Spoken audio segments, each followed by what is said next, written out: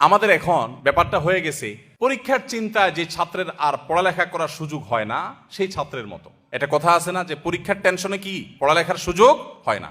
আমাদের এখন সন্তানদের উন্নত উজ্জ্বল ভবিষ্যতের জন্য মা মায়ের কাজ নিয়ে, বাপ বাপের কাজ নিয়ে এত ব্যস্ত যে সন্তানকে সময় দেওয়ার সুযোগ নেই। যে সন্তানের জন্য আপনি এত কিছু উপার্জন করবেন সেই সন্তানকেই আপনি সময় দিচ্ছেন না, তাহলে আপনার চেয়ে বোকার কি হতে পারে? সন্তানদের সময় দিন। আমি নিজে আলহামদুলিল্লাহ অনেক দিন থেকে একটা প্র্যাকটিস শুরু করছি, আপনাদের সাথে শেয়ার করি, কি আমল করতে পারেন। সেটা হলো যে অফিস টাইমের পর আর মোবাইলে আমি কোনো আপনার অ্যাক্টিভ থাকি না। বেশিরভাগ সময় হয় এরোপ্লেন মোড করে ফেলি, আর নাহলে বন্ধ করে ফেলি, আর নাহলে সাইলেন্ট করে ওইটাকে গাড়িতে রেখে, অফিসে রেখে, ডেস্কে রেখে তারপর বাসায়। এবং পুরো সময়টা বাসা যতক্ষণ থাকা হবে ততক্ষণ ফ্যামিলিকে সময় দেওয়া হবে। এটাতে কিছু ক্ষতি হবে, প্রতিষ্ঠানের ক্ষতি হবে, অফিসের ক্ষতি হবে, হোক, তার চাইতে লাভ অনেক বেশি হবে। যারা বিভিন্ন প্রতিষ্ঠান পরিচালনা করেন, অনেক কাজ কাম আছে, প্রয়োজন একটা বাটন ফোন নিয়ে নেন যে এইটা থেকে এতটা পর্যন্ত বাটন ফোনে আছে, আমার ফোনটা অমুকের কাছে থাকবে, ইমার্জেন্সি কিছু হলে আমাকে জানাবা, আদারওয়াইজ আমি নাই, বাচ্চাদেরকে সময় দিব।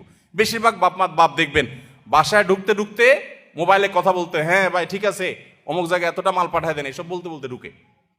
কে দরজা খুলছে সেটাও বাপে দেখে না, আবার বাইর হয়ে যাচ্ছে সকালে, তখন আবার মোবাইলে, হ্যাঁ আসতেছি এই যে নামতেছি সিঁড়িতে, বলতে বলতে বাইর হয়। তো আপনি সারাক্ষণ আবার বাসা যতক্ষণ আছে ততক্ষণ মোবাইল নিয়ে ব্যস্ত আছে, মাও ব্যস্ত, বাবাও ব্যস্ত।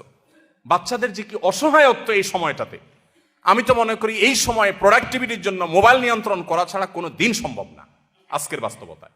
আলহামদুলিল্লাহ আমরা এটা শুরু করে দিয়েছি এবং এর সুফলটা আমরা পাচ্ছি আল্লাহর রহমতে।